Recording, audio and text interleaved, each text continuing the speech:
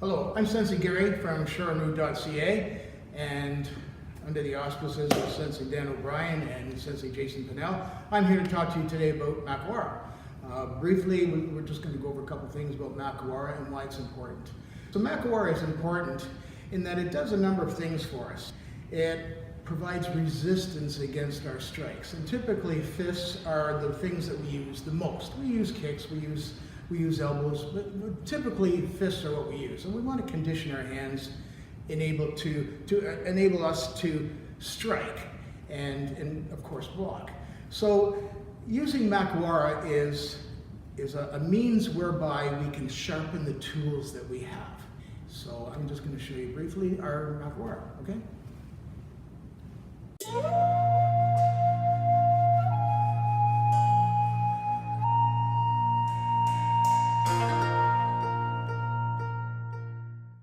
So one of the typical Makiwara that we have here at the dojo is a sandbag that we use to strike with.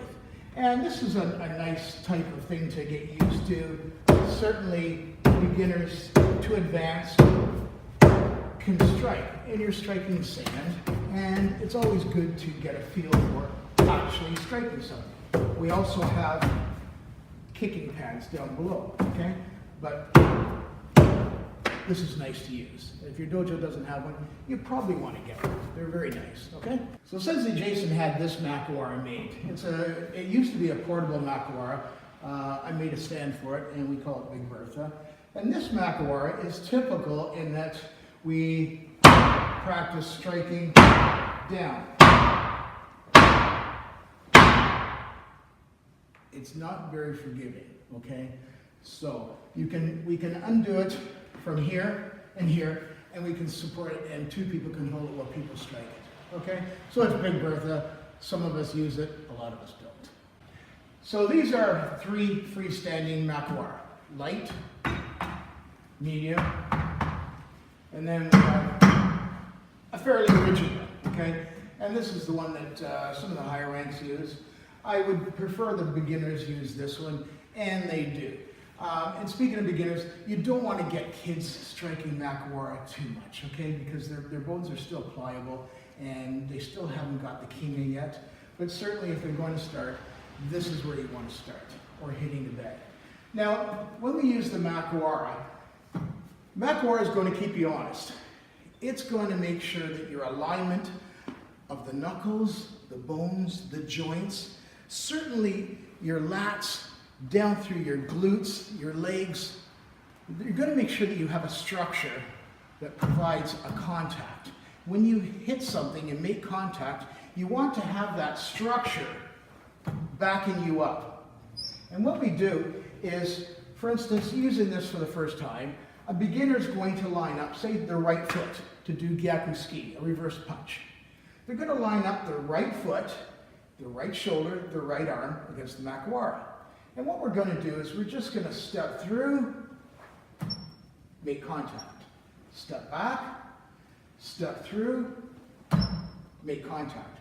When I make contact and the kime is there, although there's not going to be a lot of kime right now, it's not really apparent, but I want the ground to support everything into here.